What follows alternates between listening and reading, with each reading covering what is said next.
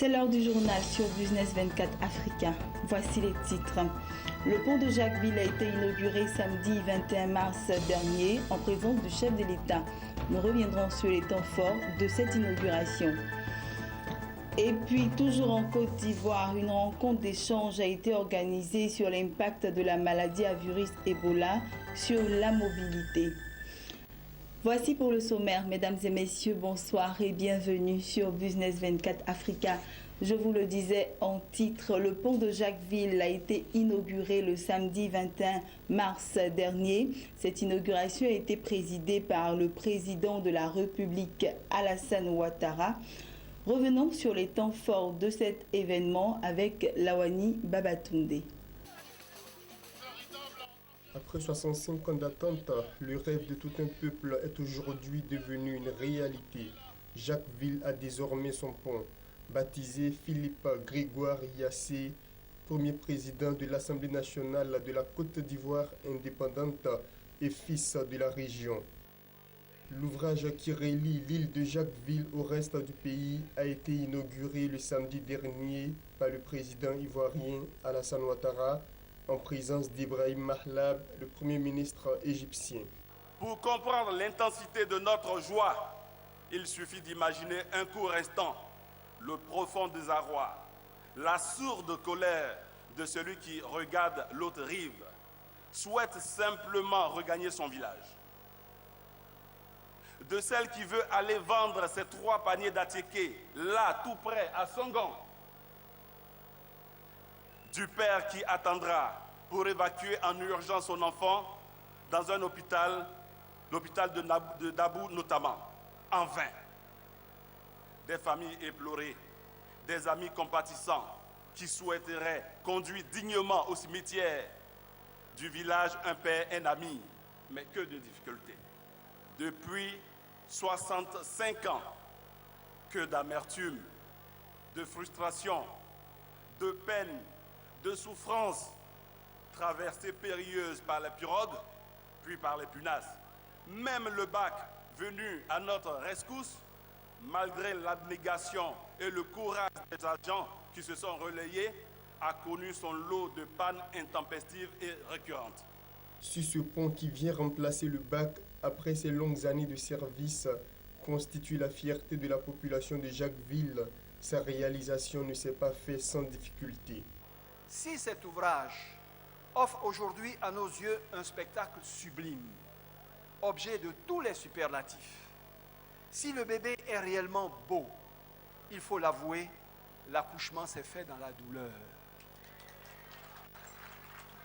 En effet, tout ce qu'on peut imaginer d'imprévus et de difficultés sur un projet de grands travaux, nous l'avons vécu ici, à Jacquesville, sur la construction du pont. Depuis des profondeurs de pieux inattendues, en passant par des écarts financiers induits à combler, une crise sociopolitique en Côte d'Ivoire, suivie d'une crise sociopolitique en Égypte, avec pour corollaire des changements successifs d'équipes de projet, des pluies diluviennes à des moments critiques du chantier, des grèves de personnes, et même, il y a eu mort d'hommes. Comme on pourrait dire trivialement, tout y est vraiment passé. Nous avons tout vu, tout connu, au point de faire peser pendant un long moment sur le projet et son aboutissement des craintes qui pouvaient apparaître fondées. Mais vous, Monsieur le Président, je dois et je me dois de l'avouer, malgré toutes ces péripéties, vous y avez toujours cru. Mais bien plus, dans tous ces moments, vous avez été présent, compréhensif, encourageant, fort et déterminé. Usant de votre diplomatie, de vos relations privilégiées avec les bailleurs de fonds, vous avez su poser les actes déterminants pour combler les gaps financiers et relancer la machine, mettant même la main à la poche de l'État pour décaisser les 2 derniers milliards supplémentaires nécessaires pour qu'enfin, ce jour d'aujourd'hui arrive et que le rêve d'un peuple devienne une réalité pour tous. Long de 608 mètres, le pont Philippe Grégoire Yassé a coûté 22 milliards 500 millions de francs CFA et a été réalisé par l'entreprise égyptienne Arab Contractors. Je voudrais remercier tous ceux qui ont contribué à la réalisation de ce beau projet, qui est le fruit d'une coopération sud-sud exemplaire. Je salue la Banque ouest-africaine de développement, la Banque arabe pour le développement économique en Afrique, BADEA, et le fonds de l'OPEP qui ont cofinancé l'ouvrage avec l'État de Côte d'Ivoire. Je vous remercie et je disais tout à l'heure à Monsieur le Premier ministre, il disait qu'il était très touché par cette décoration. Je lui ai dit que c'était notre façon de lui dire que nous avons fortement apprécié son implication personnelle pour réaliser ce pont. Comme sans doute vous le savez, le paiement de la part de l'État a été financé sur nos ressources propres pour un peu plus de 7 milliards et sur un appui budgétaire du contrat CDD conclu avec le gouvernement français. Ce pont va enfin accélérer le développement de Jacquesville. La ville a été enclavée à la faveur de la percée du canal de Vridi pour la construction du port d'Abidjan en 1935. Un sacrifice historique pour le développement économique de la Côte d'Ivoire. La réalisation de ce pont vient donc réparer ce qu'on peut qualifier d'une injustice sociale qui dure depuis l'époque coloniale, surtout qu'il n'est pas un pont à péage. Restant toujours à Jacquesville, les populations n'ont pas voulu se faire raconter cet événement. Ils sont venus nombreux assister à cette inauguration. Notre reporter a recueilli pour vous leurs impressions. Regardez. Depuis 65 ans, Jacquesville n'a pas évolué, n'a pas avancé. Nous avons fait ce sacrifice uniquement pour que la Côte d'Ivoire se développe. C'est tout à fait normal qu'en retour, nous puissions avoir le pont. Certes, qui n'est pas venu beaucoup plus rapidement, mais qui vient un peu en retard. Mais il vaut mieux tard que jamais. Et maintenant que nous allons amorcer notre développement, vous allez voir que nous avons de belles plages et que tout le monde, au lieu d'aller ailleurs, viendra chez nous. Nous allons aller maintenant rapidement sur Abidjan et nous disons que le pont, c'est de l'argent que nous allons rattraper. Ce pont-là, c'est notre argent que nous allons rattraper. Nous sommes dans la joie et notre premier sentiment, c'est un sentiment de reconnaissance au Seigneur qui a permis à nos autorités de l'État de Côte d'Ivoire de soutenir le département de Jacquesville qui durant 65 ans a souffert, qui était coupé du reste du monde. Et c'est pour nous une joie. Nous disons merci au Seigneur. Nous prions que ce pont soit véritablement un instrument au service du développement et le vrai développement à la gloire de notre Dieu. Nous sommes très très contents puisque nos parents ont vécu ici, comme vous l'avez dit, depuis en 50. Nos parents sont arrivés ici. Ils ont pagaillé pour aller à Abidjan. Et après, il y a eu Pinas et après, il y a eu Bac. Aujourd'hui, nous qui sommes la nouvelle génération, nous avons eu le pont.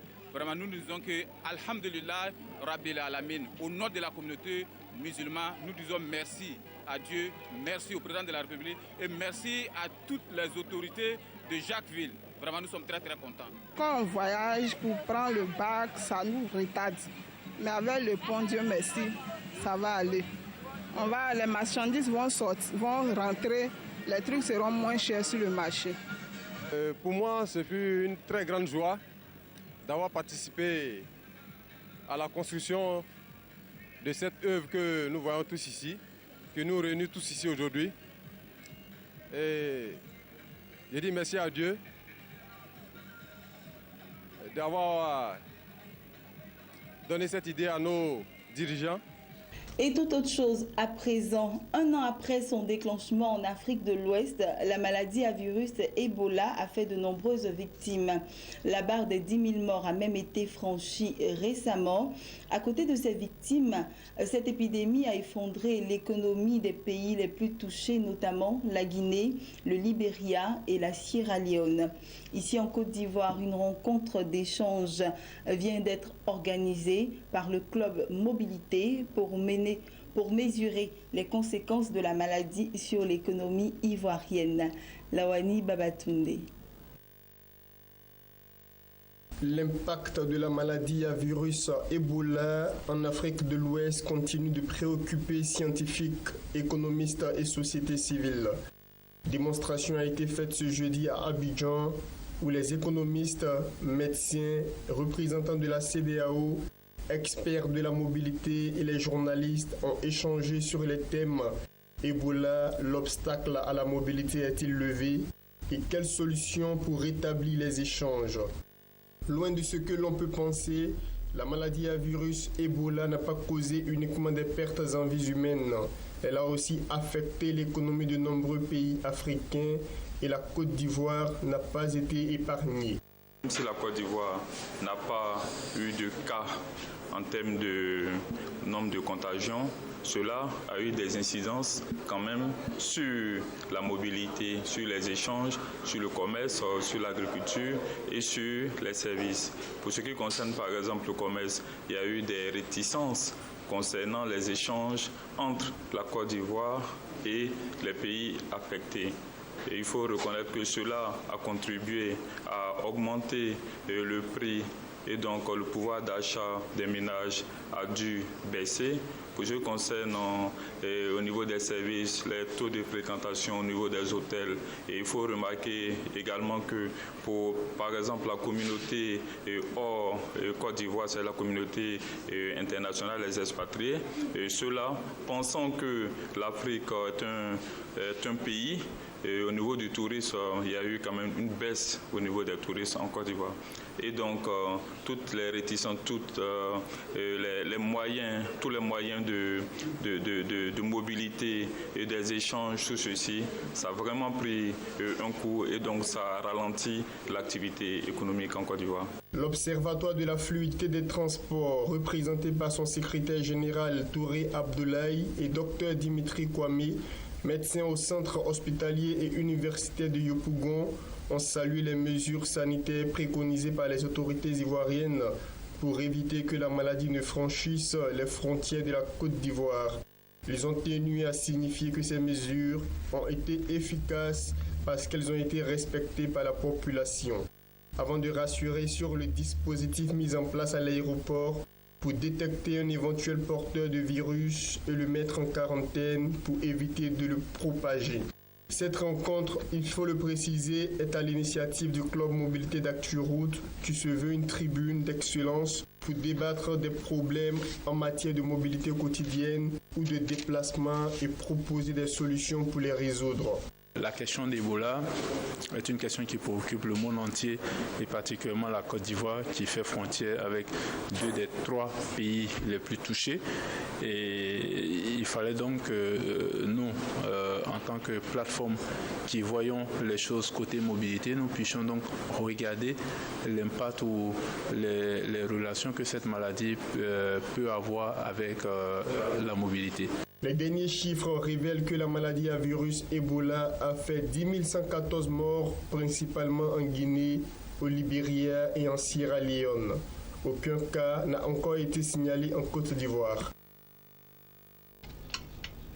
Ailleurs en Afrique, précisément au Ghana, l'agence de notation américaine Moody's a dégradé la note souveraine du Ghana, passant de B2 à B3 avec des perspectives négatives en raison du poids croissant de l'endettement du pays, de la persistance des grands déséquilibres budgétaires et de la chute de la monnaie nationale, le cedi.